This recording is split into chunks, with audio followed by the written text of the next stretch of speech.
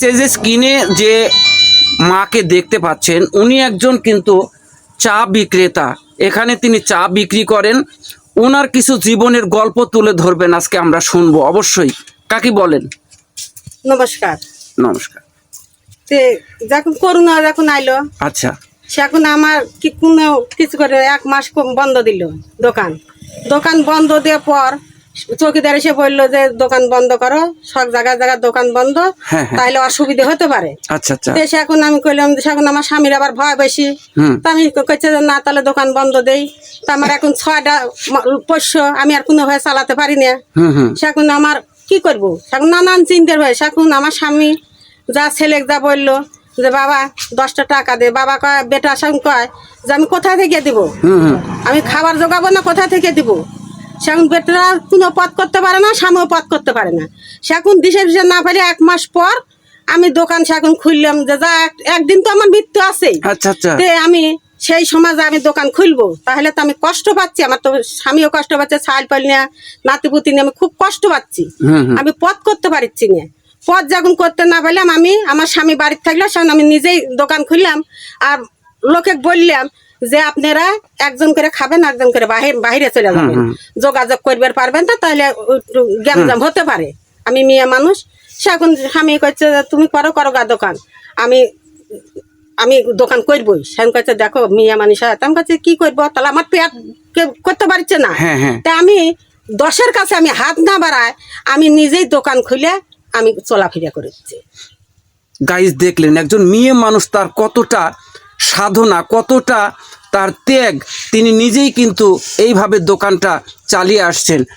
এই যে আপনাদেরকে যদি দেখাই, ছোট্ট একটি দোকান, এখানে কিন্তু প্রচুর পরিমাণে দূর দূরান্ত থেকে লোক আসে, কারণ চাটা অত্যন্ত ভালো মানের চা। আমি নিজেও খেয়েছি। আপনারা আসবেন এবং চা খাবেন। এটি আপনাদেরকে লোকেশনটা দিচ্ছি, সেটা হচ্ছে নান্দিপাড়া বেলতলি ব্রিজের পাশে। তো কাকিমা, আমি দোকানটা, আমি আমার সম্পত্তি নেই বাবা। আচ্ছা, আমার কিচ্ছু নাই। এই যে জানি, এই যে বাসার লোক, এই যে কাজীপুরের লোকের সামনে দেখেন, বলেন কিভাবে আমি কষ্ট করে চলি, খুব কষ্ট করে আমি চলি। তারপরেও কারো কাছে হাত বাড়ান না? কারো কাছে হাত বাড়াইনি। আমার খুব সরব লাগে মানুষের কাছে হাত বাড়ায়, যে আমি নিজে এই হাতে করে মানুষের সেবা দিব। আমার ভক্তরা যখন এসে পড়বি, সেখন আমার টাকা পয়সা যখন দেয়, সেখন আমি একটু শান্তি পাই, যে এই দিয়ে আমি বাড়ির যা চাল টাল কিনে আমি চাল পাইলে খাবো।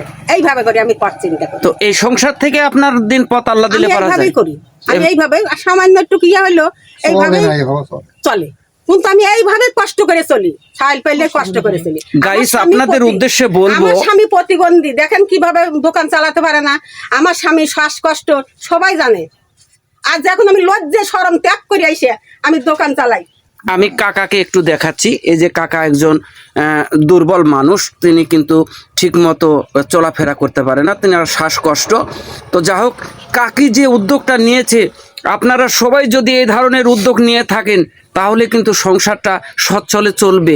আর আপনাদের একটি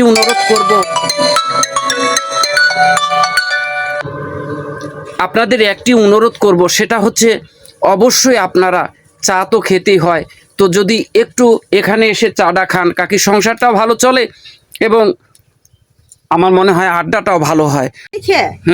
এই বউপাড়াতে জল আনি, ওই কাজীপুরতে জল আনি, এই টাকা দিয়ে দুঃখ দেখে আমার গ্রামের আলিমদ্দি এই কলটা দিয়ে দিছে। আমারে দুঃখ দেখে, আমি পা চলে না, ঠ্যাং চলে না, কষ্ট আমি। সেখন আমারে গ্রামের আমারে আলিমদ্দি তাই কলটা দিয়ে দিছে। আমার আলিমুদ্দিন কি মেম্বার না? না, ওই মেম্বার না, যখন চেয়ারম্যান, সাধারণ মানুষ। হ্যাঁ, চেয়ারম্যান যখন বললো 27 মানুষ, সেখন দিল না কল। সেখন না দোয়াতে, সেখন আলিমদ্দি আমারে কষ্ট দেখে আমার গ্রামের আলিমদ্দি কলটা দিয়ে দিছে।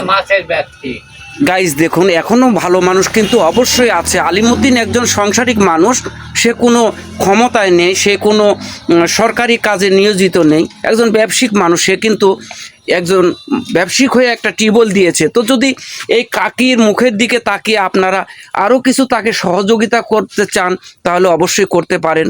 আপনারা তো কাকির মুখ থেকে সব কিছুই শুনলেন।